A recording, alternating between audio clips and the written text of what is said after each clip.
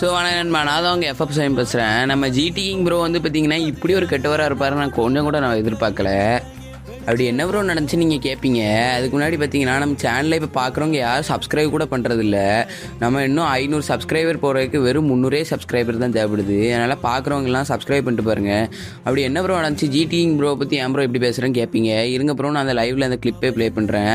அதேமாதிரி வந்து பார்த்தீங்கன்னா உங்களுக்கு பார்ட் 2 வீடியோ கேட்டிங்கன்னா பார்ட் 2ன்னு கமெண்ட் பண்ணுங்கள். ஏன்னா என்னால் ஃபுல் வீடியோ இப்போ ப்ளே பண்ண முடியாது. சரி நண்பா இந்த கிளிப்பை நான் இப்போ ப்ளே பண்ணுறேன்.